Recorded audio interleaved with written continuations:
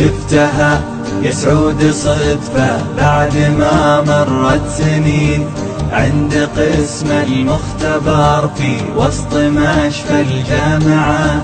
جيتها ثم قلت ممكن في سؤالي تسمحين. نظرت فيني بدهشة نظرة متواضعة، قالت انت تحسبني من بنات صايعين، تحسبني في زماني عن طريقي ضايعة. قلت انا ما راح اطول كل ابوها كلمتين، وابعدت عني شوية ثم جتني راجعة. قالت اسأل واضح انك من رجال طيبين، بس هرجك يا السنافي كان وشه دافعه. قلت انا حبيت وحدة يوم كنا صغيرين، ومن 8 سنين راحت للمواصل قطعة. عقبها ما ذقت نوم يهتنيها النايمين، ساهر في طول ليلي لين شمسي طالعة.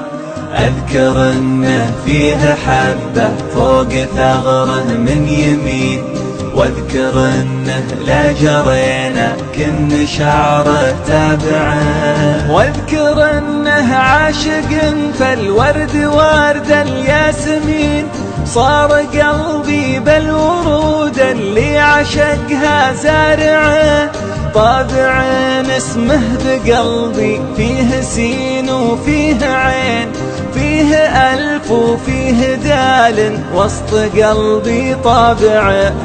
قاطعتني بقولها سبحان رب العالمين، مرتين انكررتها وبعد مرة ورابعة. قلت وش فيك وش بلاك يا بنية ترجفين، ليش عينك يا بنية من كلامي دمعة. قالت الموقف وقلبي والمحبة والحنين، كيف أشوفك بعد ما أنا كنت عنك قانعة.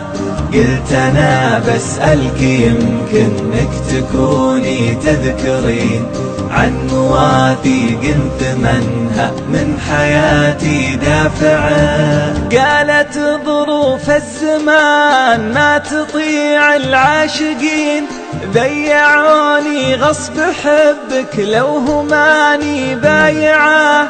أنا في دنياي حالي كنها حال السجين، حتى لو فكوا سراحه فيه شيء مانعه.